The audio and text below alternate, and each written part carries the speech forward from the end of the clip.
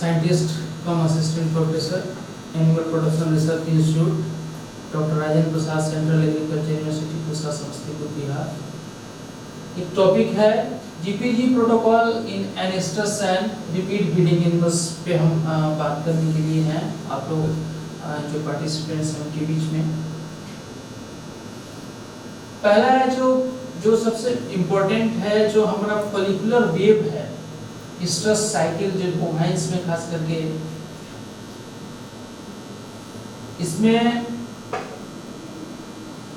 Follicle diameter हम यहाँ पर आपको दिखा रहे हैं। कौन सा लगभग 1.6 mm की जब फॉलिकल 16 mm की जब फॉलिकल होती है तब वो जाकर के न्यूट्रलाइसिस होता है और फिर ओवुलेट करता है। उसमें 2 से 3 साइकिल जो हैं वो फॉलिकुलर वेव के होते हैं एक स्ट्रेस साइकिल में। ये 3 फॉलिकुलर वेव्स हैं, जैसे कि जो एनिमल हीट में आई उसकी और 21 डेज के बीच में सेकेंड डे से हमारा जो फॉलिकुलर वेव शुरू होता है वो अप टू 8 डेज, जब 3 वेव फॉलिकुलर वेव्स जब जिस एनिमल्स में चलते हैं, जिस स्ट्रेस साइकिल चलता है 3 फॉलिकुलर वेव, ये 20 से 24 दिन के, टिपिकली 20 से 24 दिन के बीच में सेकेंड डे से शुरू हुआ, अब टू 8th डे गया और फिर उसमें फॉलिकल में एट्रेसिया हो गया, एट्रेटिक फॉलिकल हो गया। सेकेंड में 8th डे 9th डे से शुरू हुआ अप टू 14th-15th डे गया, फिर उसमें वो एट्रेसिया हो गया। लास्ट जो थर्ड वेव है वो 16th डे से शुरू हुआ और लगभग 20th डे 21st डे तक गया और उसमें न्यूट्रलाइसिस हुआ और वो एनिमल ओवुलेट किया और फिर प्रेगनेंसी हुई। ये 3 वेव ओवुलेशन का है। एंडोक्राइनोलॉजी, फॉलिकल स्टिमुलेटिंग हार्मोन्स का एक आप देख सकते हैं जो ग्राफ है, जब फॉलिकल मैच्योर होता है उस समय फॉलिकल स्टिमुलेटिंग हार्मोन्स का लेवल बढ़ता है, फिर जैसे एट्रेसिया होती है फिर उसका फॉलिकल स्टिमुलेटिंग हार्मोन का लेवल कम हो जाता है। फिर जैसे फॉलिकल हमारा ग्रो किया तो मैक्सिमम गया और जो ओवुलेटिंग फॉलिकल के लिए जो फॉलिकल स्टिमुलेटिंग हार्मोन्स है उसका लेवल हाई लेवल चाहिए, उस लेवल पे जब पहुंचता है तो फॉलिकल ओवुलेट करता है। ये 3 वेव फॉलिकुलर वेव है जो हम लोग 21 डेज साइकिल में होता है। अब कुछ जो हमारे इनफर्टिलिटी प्रॉब्लम्स है उस पर हम बात करेंगे। कौन कौन से इम्पोर्टेंट हमारे इनफर्टिलिटी प्रॉब्लम्स हैं, जैसे फील्ड के केसेस में, फील्ड में रिपीट ब्रीडिंग के काफ़ी केसेस हैं। एनिस्टम है, सब स्टम जिसको हम लोग ऑब्जर्व नहीं कर पा रहे हैं, एनिमल हिट में आती है लेकिन फिजिकल जो एग्जीबिशन होना चाहिए हिट का वो एग्जिबिट नहीं कर पाती है, दैट इज सबस्टम। एक और इम्पोर्टेंट डिजीज है सिस्टिक ओवेरियन डिजेनरेशन। इसके अलावा कुछ जेस्टेशनल प्रॉब्लम्स हैं, luteal insufficiency, abortion, hydrops of foetal membranes में के स्वेलिंग हो जाना, prolapse of genital organs, vaginal prolapse और पूरा होल यूट्रस का प्रोलैप्स। इसके अलावा जो पार्चुरेशन के ड्यूरिंग जो भी कुछ कॉम्प्लिकेशंस हैं, जैसे टॉर्सन ऑफ यूट्रस है, डिस्टोपिया है, रिटेंट फीटल मेम्ब्रेन और इसके अलावा जो पोस्टपार्टम कॉम्प्लिकेशंस हैं। रिपीट ब्रीडिंग, जैसे कि इसका डिफिनीशन है, रिपीट ब्रीडिंग का is one that has normal और नियरली नॉर्मल स्ट्रेस साइकिल और stress period has been breed 2 or more times with a fertile bull or fertile AI yet failed to conceive, that animals are known as repeat breeding animals.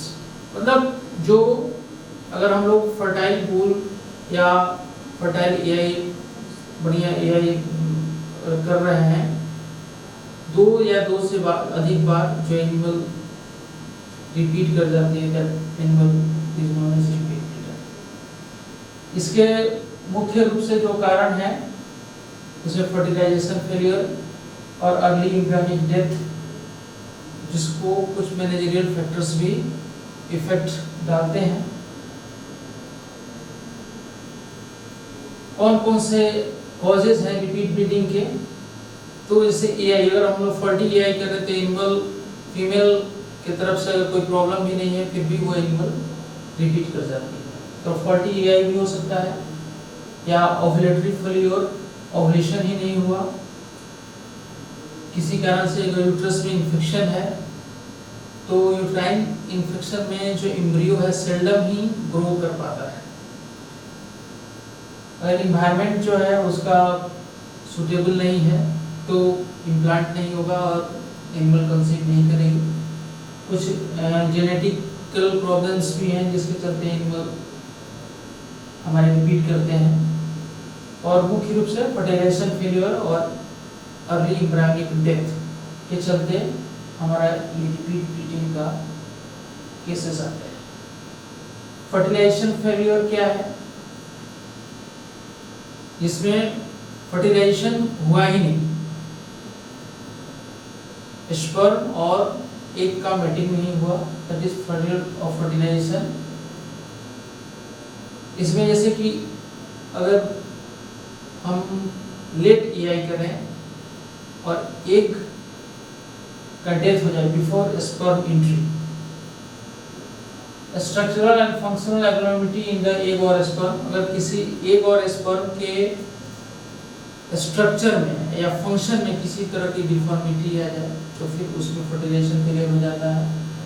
या कोई physical barrier हो, genital tract में कोई obstruction हो, tubal block हो, उसके चलते ओवा और स्पर्म में मैटिंग नहीं हो फर्टिलाइजेशन साइट पे, तो वो भी ओव्यूलेटरी फेलियर के चांसेस हो जाते हैं। ओव्यूलेटरी डिफेक्ट्स कौन कौन से हैं? जैसे इंडोक्राइन डिफिशियंसी के चलते और इम्बैलेंस के चलते या मैकेनिकल फैक्टर के चलते ओव्यूलेशन नहीं हो, तो एक कॉज हो गया। या डिलेड ओव्यूलेशन हो रहा है, ओव्यूलेशन तो हो रहा है लेकिन स्पर्म एंट्री बहुत बाद हो रहा है, एजिंग ऑफ स्पर्म हो गया और ओव्यूलेशन लेट हुआ, स्पर्म की डेथ हो गई, तो उस स्टेज में भी फर्टिलाइजेशन फेलियर हो जाता है। या फिर एनओव्यूलेटरी हिट भी होती है, ओव्यूलेशन हुआ ही नहीं, उस स्टेज में भी फर्टिलाइजेशन फेलियर हो जाता है। ओवा में भी कुछ डिफेक्ट्स हो सकते हैं, जैसे डिफेक्टिव ओवा, उसका शेप साइज अगर अच्छा सही नहीं है, या जो ओवा का एज है वो भी लिमिटेड है, अगर एजिंग हो गया ओवा का उस समय भी हमारा फर्टिलाइजेशन फेलियर हो सकता है। कुछ केसेस में स्पर्म में इनेबिलिटी हो जाती है, स्पर्म भी इनेबल हो जाता है फर्टिलाइज करने का। जैसे अगर स्पर्म की मोटिलिटी अच्छी नहीं हो उस स्टेज में भी फर्टिलिटी फेलियर हो जा सकता है। लोअर स्पर्म कंसंट्रेशन हो, जेनिटल ट्रैक्ट में इंफ्लेमेटरी कंडीशन हो, स्वेलिंग हो, इंफ्लेमेटरी कंडीशन हो, वहाँ पर ल्यूकोसाइट्स का इन्फिल्ट्रेशन हो, उस कंडीशन में भी जो स्पर्मिसाइडल इन्वायरमेंट बन जाता है जेनिटल ट्रैक्ट का और स्पर्म की डेथ हो जाती है और फर्टिलाइजेशन फेलियर हो सकता है। या हम बहुत अर्ली एआई कर दें और या बहुत लेट एआई करें, उस स्टेज में भी फर्टिलाइजेशन फेलियर हो सकता है। बहुत सारे ऐसे स्थिति में जो फर्टिलाइजेशन हो गया, गैमीट जो हमारे फर्टिलाइजेशन जो हमारे गैमीट से फीमेल गैमीट मींस ओवा है,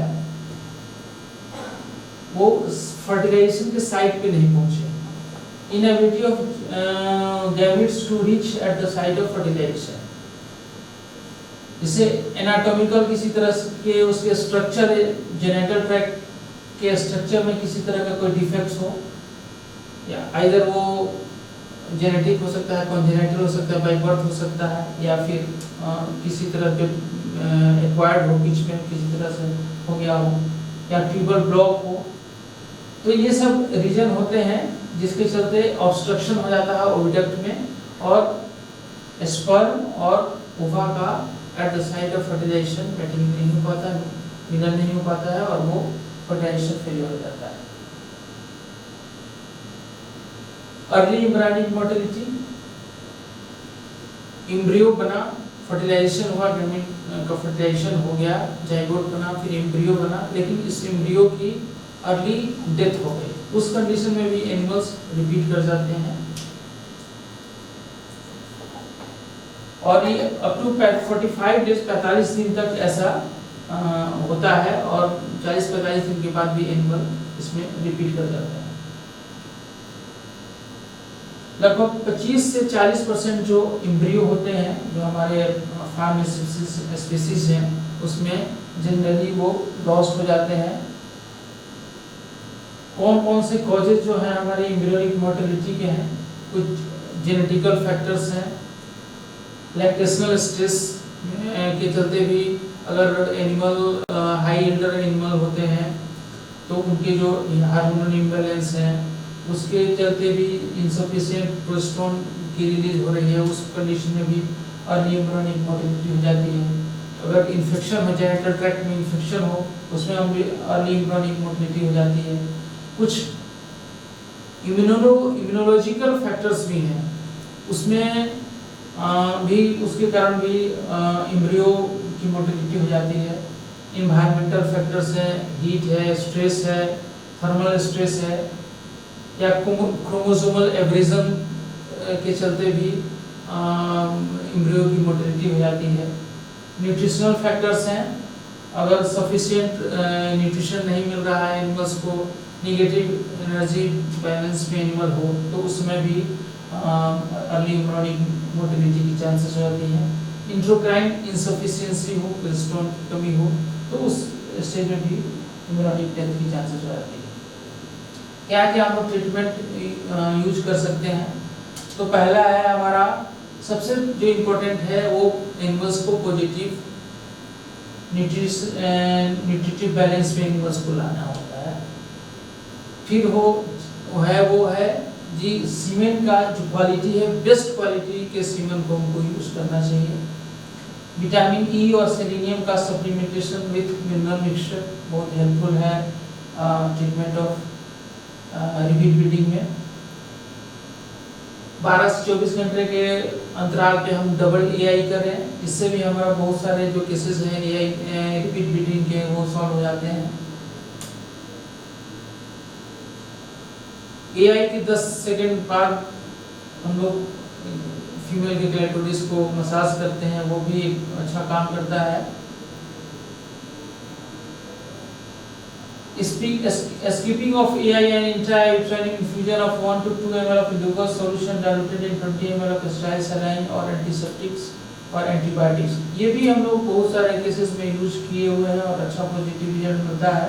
जिसमें हम लोग AI को छोड़ करके 102 ml ग्लूकोज आयोडीन को 20 ml डिस्टिल वाटर में डिसॉल्व करके उसको हम लोग एंटीबायोटिक और एंटीसेप्टिक यूज करते हैं।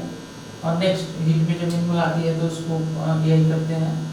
Oral administration of clomiphene citrate 300 milligram during early stage में भी अगर हम देते हैं तो वो हमारा काम करता है।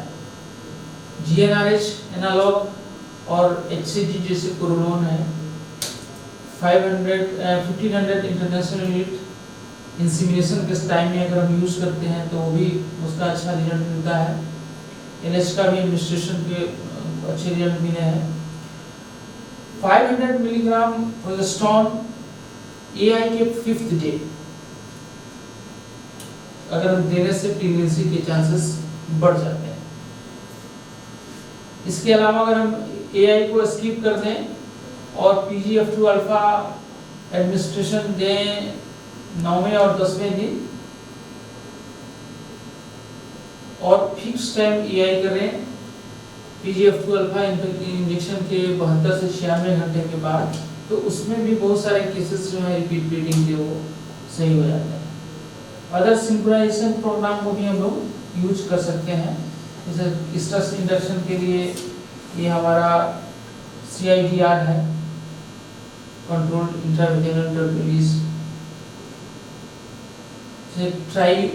प्रोजेस्टेरोन इम्प्लांट से ट्राईयूबी वीरपत कंपनी का है, जिसमें 558 मिलीग्राम प्रोजेस्टेरोन को हम यूज करते हैं, CIDR यूज करते हैं, PRID यूज करते हैं, प्रोजेस्टेरोन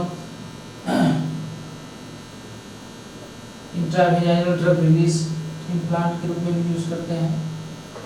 ओबीसिंच प्रोटोकॉल यूज करते हैं, जिसमें हम लोग GnRH यूज देते हैं 0 डे पे, फिर 7th डे PGF2 अल्फा से यूटिलाइसिस करा के 36 to 48 आवर्स के बाद से GnRH लगा कर टाइम एआई कर देते हैं। तो बहुत सारे इस तरह से ओबीसिंच प्रोटोकॉल भी है, जिससे हमारे रिपीट ब्लीडिंग एनिमल्स ठीक हो जाते हैं। लेकिन रिपीट ब्लीडिंग एनिमल्स के लिए कुछ ऐसे कारण भी हैं, जो जैसे इंडोमेट्राइटिस, जो इसमें इन्फेक्शन ऑफ इंडोमेट्रियम हो जाने के चलते भी उसमें इन्वायरमेंट जो है कंडीशिव नहीं रहता है और एनिमल्स रिपीट करते हैं। उस स्थिति में हमको सबसे पहले इंडोमेट्राइटिस को रूल आउट करना पड़ेगा। इंडो सर्वाइकल साइटोलॉजी देखनी पड़ेगी और साइटोप्लस टेक्निक है, ये सब सारे टेक्निक से हम लोग उसमें देख लेते हैं। इंडोमेट्राइटिस जांचने के लिए बहुत ही सिंपल टेस्ट है, व्हाइट साइड टेस्ट और फील्ड कंडीशन में भी किया जा सकता है। इसमें हम लोग 1 ml यूरिन लेते हैं, यूट्राइन डिस्चार्ज लेते हैं और उसको 5 ml सोडियम हाइड्रोक्साइड सॉल्यूशन के साथ उसको थॉरोली मिक्स करके हीट करते हैं। बॉइलिंग पॉइंट तक जब हम लोग इसको हीट करते हैं तो इसका इंटरप्रिटेशन है कि यदि किसी तरह का कोई इन्फेक्शन नहीं है तो जो हमारा लिक्विड है वो सॉल्यूशन है वो क्लियर होगा, कलरलेस होगा। अगर माइल्ड इंडोमेट्राइटिस है तो लाइट येलो कलर का सॉल्यूशन दिखेगा। अगर इंडोमेट्राइटिस है तो येलो कलर का, और मेट्राइटिस है मतलब तीनों लेयर इंडोमेट्रियम का अगर इन्वॉल्व है तो डीप येलो कलर का सॉल्यूशन मिलेगा। इंडो सर्वाइकल साइटोलॉजी में उसको सर्वाइकल डिस्चार्ज को कलेक्ट करते हैं, उसके स्मीयर बनाते हैं और गिम्सा स्टेंस या ऑराइट स्टेन यूज करते हैं। अगर 5% से ज़्यादा न्यूट्रोफिल है वो इंडिकेट करता है कि एनिमल्स में सब क्लिनिकल मेट्राइटिस है। इसका ट्रीटमेंट है एंटीसेप्टिक्स जैसे लोबल्स आयोडीन यूज करते हैं, या फिर एंटीबायोटिक इंट्रायूट्राइन सिस्टमेटिक या पेरेंटल एंटीबायोटिक यूज करते हैं। साथ में पोस्ट एआई भी एआई के बाद एंटीबायोटिक दे करके हम एनिमल्स को ठीक कर सकते हैं। PGF2 अल्फा का यूज है। कुछ इम्यूनोमोडुलेटर्स हैं उसको यूज भी करते हैं। इकोलाई लाइकोपॉलीसैकेराइड्स 100 माइक्रोग्राम काफ़ी काम आता है, अच्छा वर्क करता है। पोस्ट एआई एंटीबायोटिक्स में हम लोग लिक्सेन पोस्ट एआई लिक्सेन इंट्रायूट्राइन 24 घंटे after 24 hours of AI use किए हैं, अच्छा उसका रिजल्ट मिल रहा है। पेरेंटल एडमिनिस्ट्रेशन ऑफ स्ट्रेप्टोपेनिसिलिन 3 दिन तक IM along with AI. OTC का यूज नहीं करते हैं क्योंकि वो स्पर्मेटिसाइडल होता है। इंडोमेट्राइटिस के लिए बहुत सारे जो हमारे एंटीबायोटिक्स हैं, लिक्सेन है, यूट्रीगार्ड है, OTC IU है, सिप्रोक्सटीजेड है, इस तरह के हमारे केमिकल्स हैं जिसको हम यूज कर सकते हैं। इंडोमेट्राइटिस के लिए PGF2 अल्फा भी काफ़ी यूज हो रहा है। प्रोस्टाग्लैंडिन्स में डायनोप्रोस्ट, टैप्रोस्ट, ये सब यूज कर सकते हैं। इम्यूनोमोडुलेटर्स में इकोलाई लाइकोपॉलीसैकेराइड्स है 100 microgram 60 ml phosphate buffer solution में इसको मिला करके इंट्राइट्राइन यूज कर सकते हैं। ओस्टर सेल ग्लाइकोजन भी फॉस्फेट बफर सॉल्यूशन 60 ml में यूज करके इंट्राइट्राइन यूज कर सकते हैं। ऑटोलोगस प्लाज्मा भी 50 to 100 ml 10 दिन तक 3 दिन तक 50 to 100 ml पर डे 3 दिन तक यूज कर सकते हैं।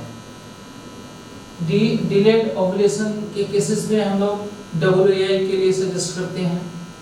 इसके अलावा GnRH 20 माइक्रोग्राम और 4 mcg पर ml, इसे रिसेप्टर हाइड्रोलाइनरिच है, इसका यूज कर सकते हैं। ह्यूमन क्रॉनिक गोनाडोट्रोपिन कोरोलोन फर्टिजिल कोरियोन के नाम से आता है, 1500 इंटरनेशनल यूनिट यूज करते हैं। या प्रोस्टोन 6 to 8 mgIM क्लास एंट्रैक्स है 10 to 15 mLIM और IV यूज करते हैं। हार्मोन्स ट्रीटमेंट के पहले कुछ जो पॉइंट्स हैं उसको ध्यान में रखना चाहिए। सबसे पहले हमको एंडोमेट्राइटिस को रूल आउट करना है और GnRH या SCG या प्लेसेंट्रेक्स अगर हम यूज कर सकते हैं तो तुरंत immediately after the detection of heat के डिटेक्शन के बाद हम इसको ये यूज करते हैं, इन हार्मोन्स का यूज कर सकते हैं। हम लोग हार्मोन का इंजेक्शन AI के साथ और फिर 24 घंटे के बाद आप डबल AI कर दीजिए। सिस्टिक ओवेरियन डिजीजेस आप सब जानते हैं, इसमें ल्यूटियल सिस्ट और फोलिकुलर सिस्ट मेन है। इसमें जो मुख्य रूप से जो प्रॉब्लम है वो LH सर्ज का होता है।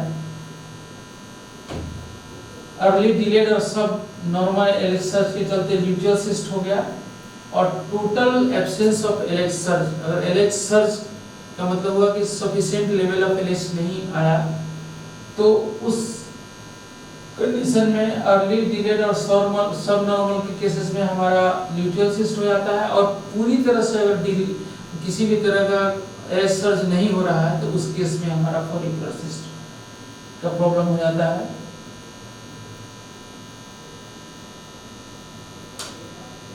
सिस्टिक ओवेरियन डिजीज में हमने जैसा कि दो है, फोलिकुलर सिस्ट है और ल्यूटियल सिस्ट है।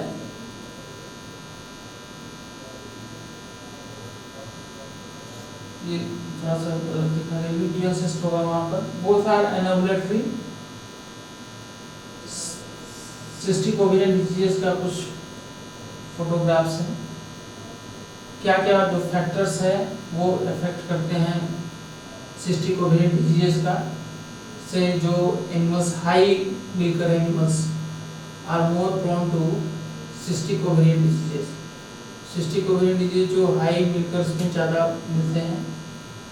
कुछ हेरिडिटरी इफेक्ट भी है और बहुत सारे ऐसे काउज हैं जिनकी मदर को भी सिस्टिक ओवेरियन डिजीज हो रहा, फिर उसके प्रोजेनी को भी फर्स्ट में भी सिस्टिक ओवेरियन डिजीज हो रहा है। ये हेरिडिटरी प्रॉब्लम भी है।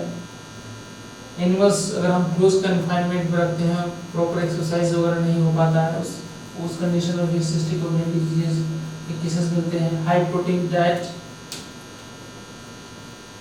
प्लांट एस्ट्रोजन अगर हम हाई या एस्ट्रोजेनिक इंजेक्शंस अगर एनिमल्स में ज़्यादा यूज कर रहे हैं उस कंडीशन में भी सिस्टिक ओवेरियन डिजीज के चांसेस बन जाते हैं। स्ट्रेस फैक्टर्स है, हाइपोथायराइडिज्म है और किसी तरह का अगर डिफेक्ट्स है ओवरी में उस समय भी उस तरह की कंडीशन में भी सिस्टिक ओवेरियन डिजीज मिलते हैं।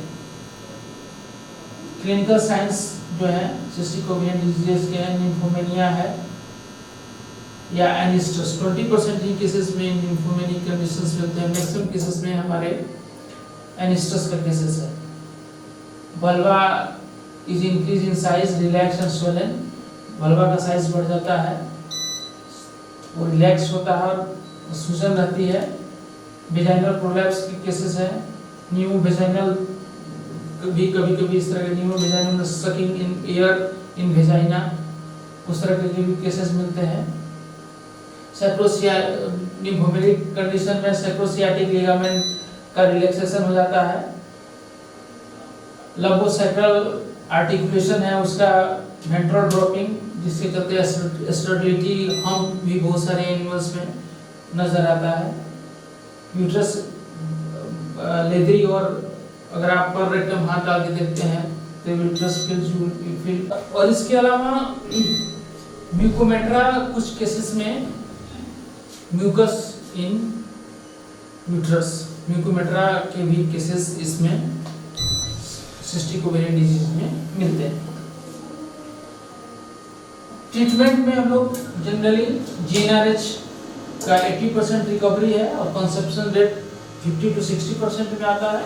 इस रिसेप्टर अगर हम लोग यूज करते हैं 5 ml injection after animal will come into stress in 18 से 23 दिन में एनिमल फिर हीट में आ जाता है। LH का भी बहुत अच्छा इसमें रोल है।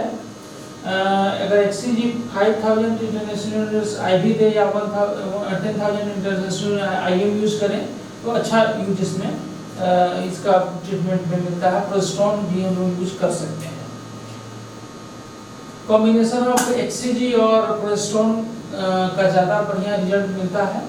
इसके अलावा अगर ल्यूटियल सिस्ट है तो प्रोस्टाग्लैंडिन सबसे बेस्ट है। 2 ml IM उसको हम लोग यूज करते हैं, क्लोप्रोस्टेनॉल यूज करते हैं, तो उससे जो ल्यूटिलाइसिस हो जाता है और एनिमल्स पे हीट में आने लगता है।